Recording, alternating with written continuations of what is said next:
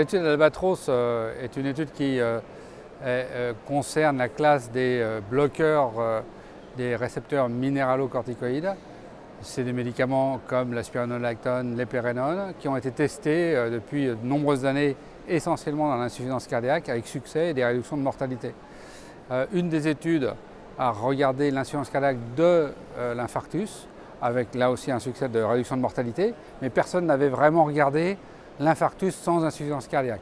Or, les taux d'aldostérone sont très élevés en phase aiguë d'infarctus du myocarde. Alors, l'année dernière, on avait publié une première étude dans l'infarctus sans insuffisance cardiaque où on avait montré chez un millier de patients qu'il y avait une réduction du critère primaire, mais c'était essentiellement tiré par les taux de BNP qui faisaient partie du critère primaire et les événements cliniques n'étaient pas très nombreux. Là, on a refait une étude avec une population plus à risque qui incluait à la fois des patients infarctus ST+, et des patients infarctus ST-.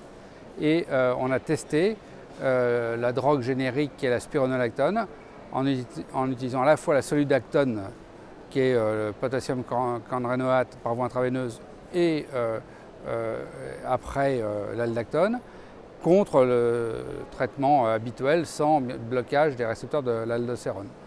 Sur le critère primaire clinique qui essentiellement fait de décès, d'insuffisance cardiaque et d'arythmie ventriculaire, il n'y avait pas de différence entre les deux groupes et donc c'était décevant puisqu'on s'attendait au contraire à avoir une supériorité.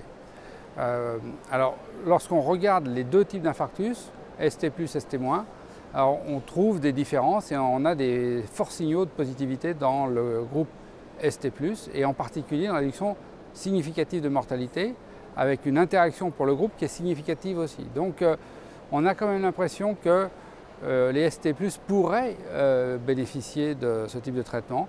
Ça mérite une autre étude.